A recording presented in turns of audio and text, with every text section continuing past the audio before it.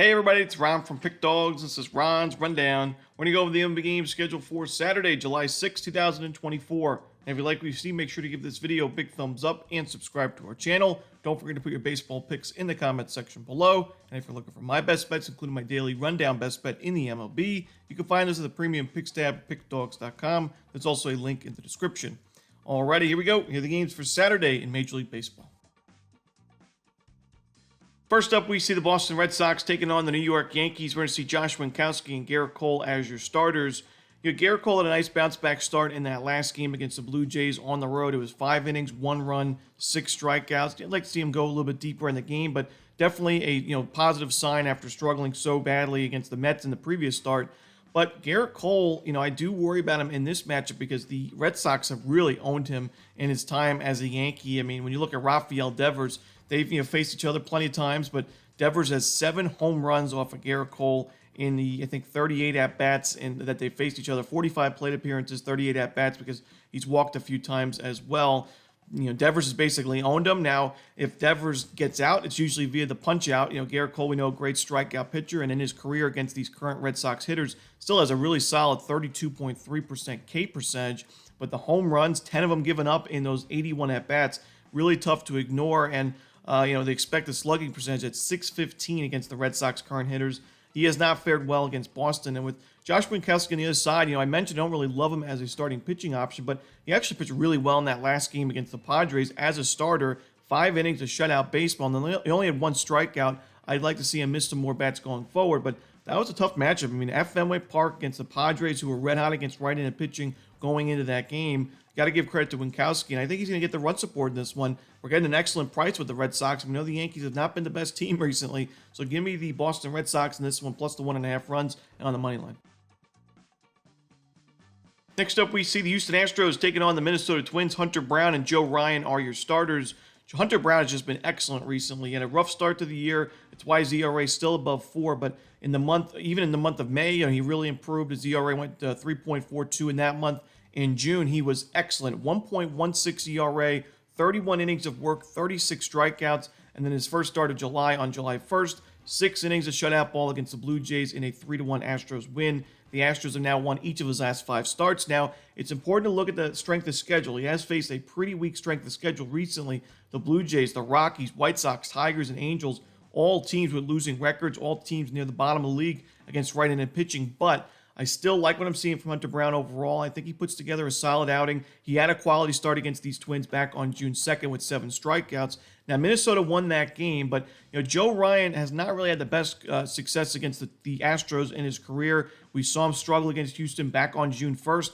5 innings, 5 earned runs, 8 base hits, and 4 home runs to go with it. That's the big issue I have with Ryan in this matchup was the home run ball, which we've seen him give up at least 1 home run in 5 of his last 6 starts. For me, I like the Astros in the first 5 innings. I think they have a shot of winning out to win the full game as well, but I do think Houston, at least through the first 5, has the advantage of starting pitcher. Give me the Astros in the first 5 money line. Next up, the Los Angeles Angels taking on the Chicago Cubs. Tyler Anderson and Kyle Hendricks are your starters. 2 starting pitchers that struggled in their last games, but Hendricks was pitching well up until that last start against Milwaukee, and that's a tough Brewers lineup against a righty. Now you're at Wrigley Field. That game was in Milwaukee. You're back at home. Hendricks has been known as a Wrigley Field starting pitcher. I think he bounces back against a pretty weak Angels lineup. And Tyler Anderson, we've mentioned the regression concerns. His ERA was sub-3 for quite a while. Now we're starting to see him regress in the last 2 starts. 9 2/3 innings against some not great lineups, the A's and the Tigers, giving up 9 earned runs, 12 base hits, 2 home runs, and 6 walks to go with it. Only 4 strikeouts. So I got to go with the Chicago Cubs in this game on the money line and run line. The New York Mets taking on the Pittsburgh Pirates. David Peterson and Bailey Falter, pair of lefties on the mound in this one. The Mets have crushed lefties in the last month. We've mentioned that a few times. They got an .889 team OPS that's second best in baseball. 254 isolated power is number 1 in baseball. 153 WRC plus, also number 2 behind the Twins. The strikeout rate's going up there a little bit, around 24%, but I trust the Mets against the lefty right now, especially Bailey Falter, who the expected numbers aren't the best. And while he's pitched well overall, the last 5 games, the Pirates are 1-4 in his last 5 starts. So You got David Peterson on the other side, who's actually been really profitable this year for the Mets. Surprisingly, he hasn't really been able to put together consistent efforts at the major league level. He's been a great minor league starter. He gets up to the major leagues and struggles, but so far this year, 3-0 with a 3.51 ERA and 33 1/3 innings. I'd like to see more consistent strikeout stuff. Like we saw him against the Yankees in the Subway Series, go 4 1/3 innings, an 8 strikeout ball. He follows it up with only 2 Ks in that next start against the Nationals, but he's still pitching well. The Mets are winning his games, and I got to go with New York in this one. The money.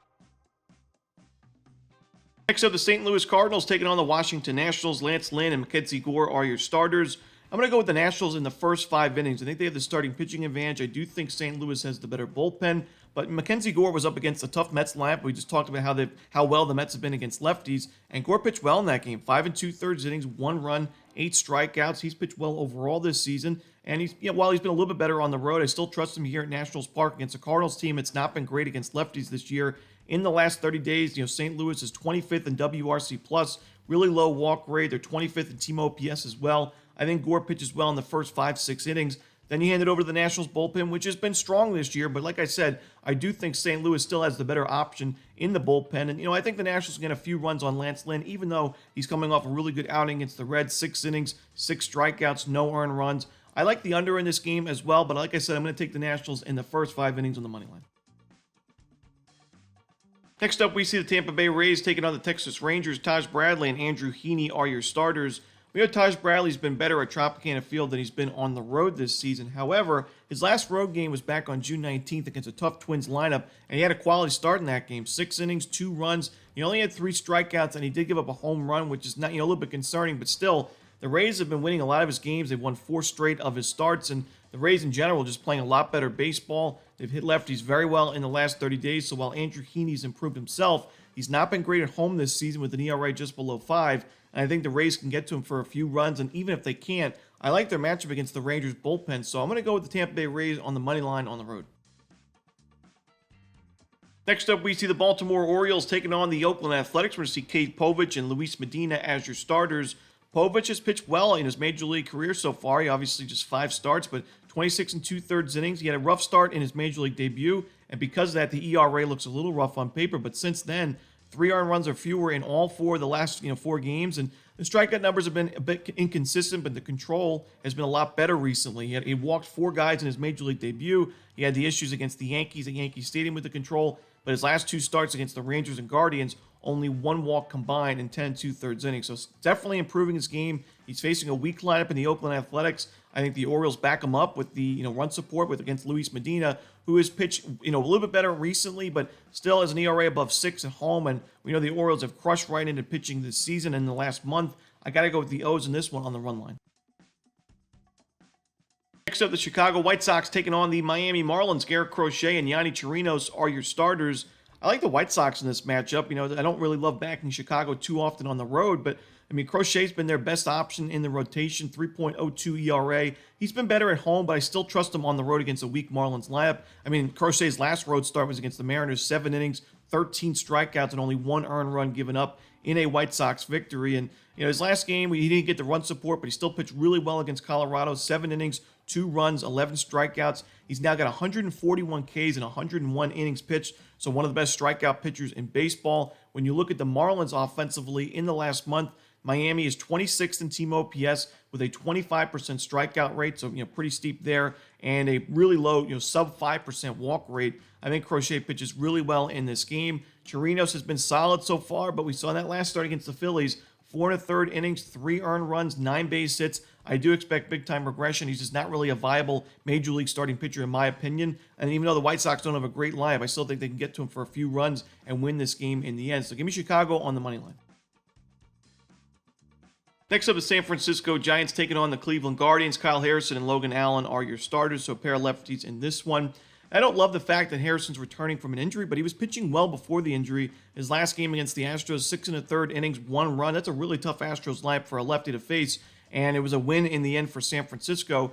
Now you're facing a Guardians team that's been really solid against lefties overall this year, but the Giants have also crushed lefties in the last month especially. High walk rate, low strikeout rate, third best in OPS, one of the top 15 in isolated power. So San Francisco has also been a tough lineup, and Logan Allen has not pitched well this year, especially at Progressive Field. Now, he's got a 3-0 record there, but a 6.75 ERA in 29 and a third innings, well less than a strikeout per inning, and 7 home runs given up. Also, his last game against the Royals was not great. 4 and a third innings, 3 earned runs, and a 6-2 Guardians loss. I got to go with the San Francisco Giants in this one, getting a great price. I've mentioned I think this Giants bullpen's underrated. I'm going to take San Francisco on the money line. Next up, we see the Detroit Tigers taking on the Cincinnati Reds. No official starter for Detroit, but we should see Hunter Green going for Cincinnati.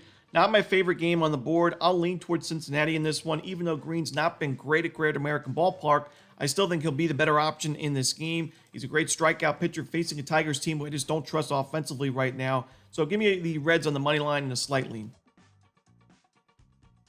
Next up, we see the Milwaukee Brewers taking on the Los Angeles Dodgers. Freddie Peralta and James Paxton are your starters.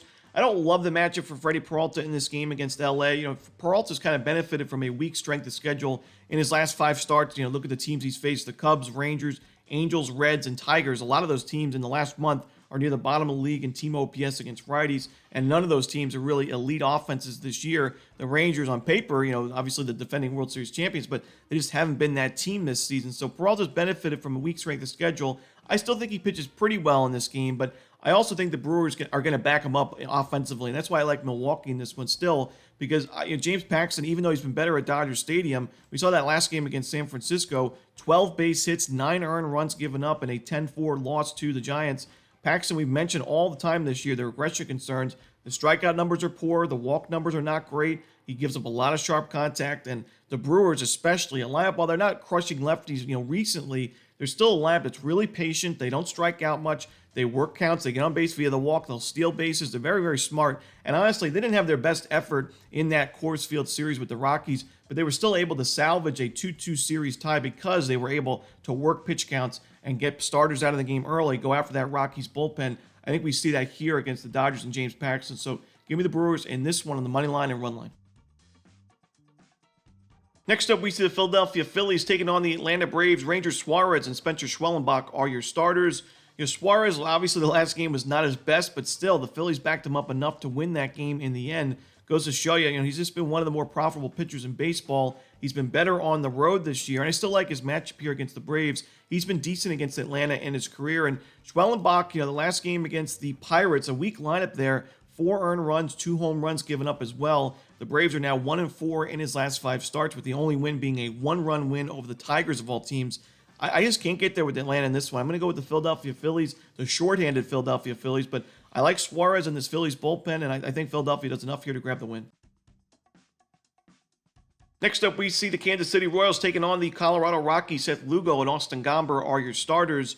I just can't back Austin Gomber right now. And when you look at his current form, I know his last game he was good enough for the Rockies to go on to win that game in the end in extra innings, 8-7 over Milwaukee. But Gomber's given up 4 or more earned runs in each of his last 5 starts. The Royals have not been great against lefties in the last month, but I still, with the low strikeout rate that they have, I think they can take advantage of Gomber and get a lot of runners on base early. Seth Lugo's actually had pretty good career numbers at Coors Field, and we saw last year when he was a member of the Padres, he pitched at Coors, went 7 innings of 2 earned run baseball with 9 strikeouts. So, Lugo's got a sub-4 ERA there in his career. I think he pitches well enough for the Royals to go on to win this game. Give me the Kansas City Royals in the money line. And the final game we're going to talk about for the Saturday card of Major League Baseball, the Arizona Diamondbacks and the San Diego Padres. Brandon Pfaadt and Matt Waldron are your projected starters. Waldron didn't have his best stuff in that last game against the Red Sox, but he still pitched well overall this year. I trust him more in this spot. Brandon Pfaadt has been inconsistent this year, but he struggled mostly on the road with an ERA above 5. Even if both of these starting pitchers kind of cancel each other out through the first few innings, I trust the Padres lineup and bullpen more in a close game late. So give me San Diego in this one on the money line. And that's it. Those are the games for Saturday in baseball. Hope you enjoyed this video. If you did, don't forget to hit that like button and subscribe. And don't forget to put your baseball picks in the comment section below. Again, if you're looking for my best bets, you can find those at Pick Dawgz Premium. As always, this is Ron Romanelli. Good luck.